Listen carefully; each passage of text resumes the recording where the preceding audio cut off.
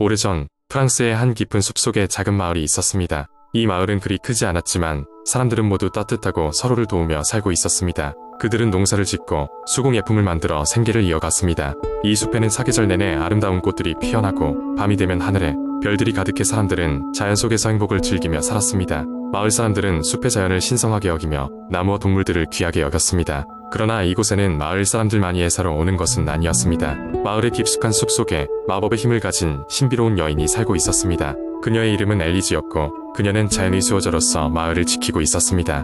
엘리즈는 사람들에게 보여지는 것을 꺼려했지만 가끔씩 사람들을 돕기 위해 꿈결같은 모습으로 나타나곤 했습니다. 마을 사람들은 엘리즈에 대해 이야기할 때마다 감사한 마음을 전하며 그녀의 마법 덕분에 마을의 풍요와 행복이 찾아온다고 믿었습니다. 어느 날 마을에 큰 위기가 닥쳤습니다. 하늘은 검은 구름으로 뒤덮였고 며칠 동안 끝없는 폭우가 마을을 덮쳤습니다. 강물은 범람하고 들판은 물에 잠겼습니다. 이런 상황에서 농사는 망쳐졌고 사람들은 어려움에 빠졌습니다. 마을의 현자는 이 재앙이 숲의 고대, 정령의 분노일 것이라고 생각했습니다. 그들은 숲 깊은 곳을 찾아가 정령들에게 용서를 구하고 싶어 했지만 어디서부터 시작해야 할지 알 수 없었습니다. 이때 마을의 젊은 소녀 마리안느가 나섰습니다. 그녀는 숲을 지나는 것을 두려워하지 않았습니다. 그녀는 곧 엘리즈를 찾아가 도움을 청할 것을 결심했습니다. 마리안느는 용기를 내어 숲속으로 들어갔고 얼마 안가 엘리즈를 발견했습니다. 엘리즈는 마리안느의 용기에 감동했고 마법을 사용하여 폭풍우의 원인을 밝혀냈습니다. 숲 깊은 곳에 잠자고 있던 힘센 사냥꾼이 깨어나 숲을 파괴하려 했던 것이었습니다. 엘리즈는 마리아나와 함께 사냥꾼에게 가서 그를 만났습니다. 그녀는 사냥꾼에게 자연의 중요성과 조화로운 삶의 필요성을 설명하고 그의 마음을 돌려 그를 설득하는 데 성공했습니다. 사냥꾼은 자신의 잘못을 깨닫고 숲을 떠나기로 결심하였습니다. 그의 떠남과 함께 폭풍우는 잦아들었고 마을은 다시 평화를 찾았습니다. 마을 사람들은 엘리즈와 마리안느에게 깊은 감사의 표시를 하였습니다.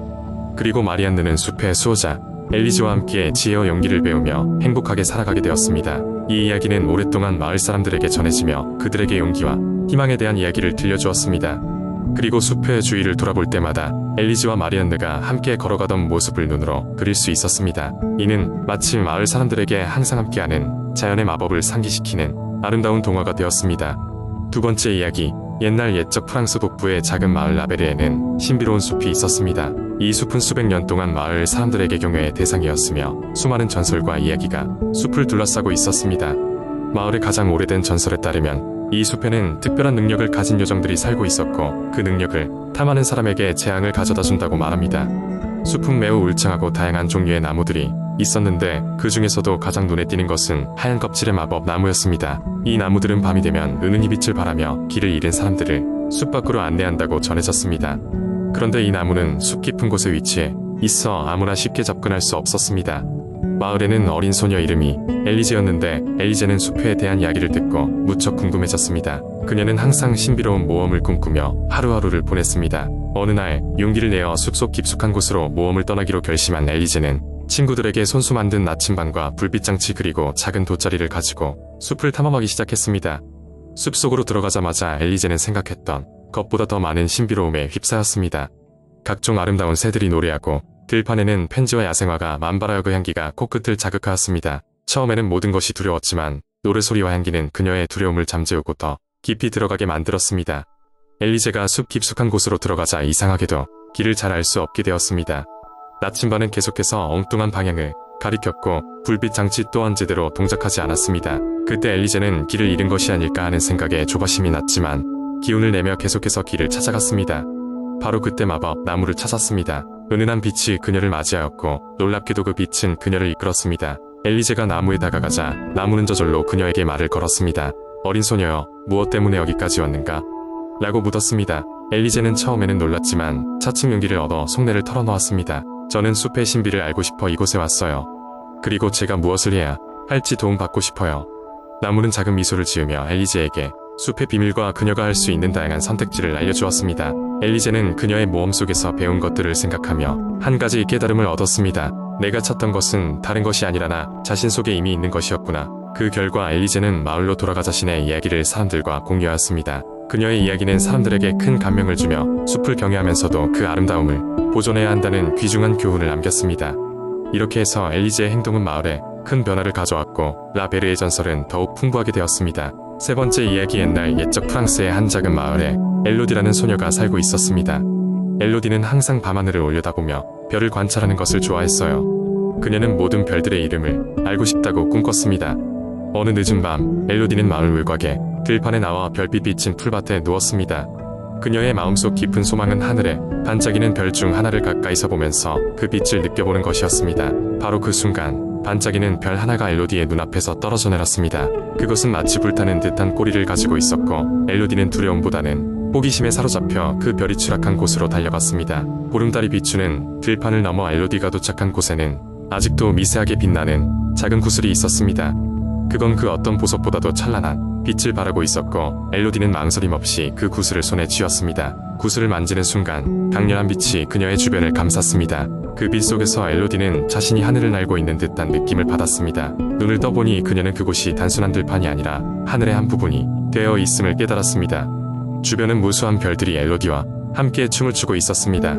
이 놀라운 경험 속에서 엘로디는 하늘의 별들이 각자 얘기를 지니고 있다는 것을 알게 되었습니다. 어떤 별은 먼 옛날 잃어버린 사랑을 찾고 있었고 또 다른 별은 자신이 지켜줘야 할 사명을 붙잡고 있었습니다.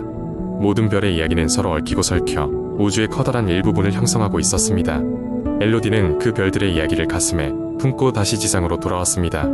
손에는 더 이상 별의 구슬이 없었지만 그 경험은 그녀의 마음속에 영원한 빛으로 남았습니다. 마을로 돌아온 엘로디는 매일 밤 주민들에게 별들의 이야기를 들려주었습니다. 그녀의 이야기는 마을 사람들의 마음에도 작은 별이 되어 빛났고 마을은 점점 더 많은 방문객들로 북적이게 되었습니다.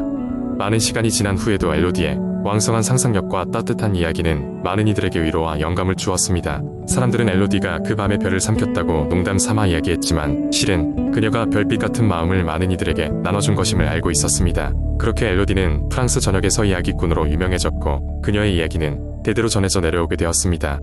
네 번째 이야기, 옛날 옛적 프랑스 남부의 작은 마을에 샤르망이라는 소년이 살고 있었습니다. 샤르망은 부모님과 함께 포도밭에서 일하며 하루하루를 보냈습니다. 그의 가족은 유명한 와인 제조사여서 그들의 포도밭은 마을 사람들에게도 잘 알려져 있었습니다. 어느 날 샤르망은 숲속에서 놀다가 길을 잃고 말았습니다. 해가 저물고 숲은 어둡고 위험해지기 시작했지요. 샤르망은 자신이 어디에 있는지 알지 못한 채 길을 찾으려 애썼습니다. 그러다 그는 신비한 빛이 나고 있는 나무를 발견했습니다. 그 빛은 마치 별처럼 반짝였고 그 속에서 부드러운 음성이 들렸습니다. 샤르망, 용기를 내어라. 너는 마을의 운명을 바꿀 특별한 여행을 떠나야 한다. 그 음성은 샤르망에게 특별한 포도알 하나를 건네주었습니다. 이것은 마법의 포도알이란다. 이 포도알을 가지고 그 옛날 전설 속에 나오는 황금의 토양을 찾아가거라. 그곳에서 이 포도를 심으면 너의 마을과 너의 가족에게 큰 축복이 내려질 것이다. 샤르망은 두려웠지만 마법의 힘을 믿기로 했습니다. 그는 포도알을 큰 소중히 품에 안고 모험을 떠났습니다. 여행은 험난했습니다. 깊은 숲을 지나고 높은 산을 넘고 넓은 들판을 건넜습니다. 그 과정에서 샤르망은 용기와 지혜를 얻어갔습니다.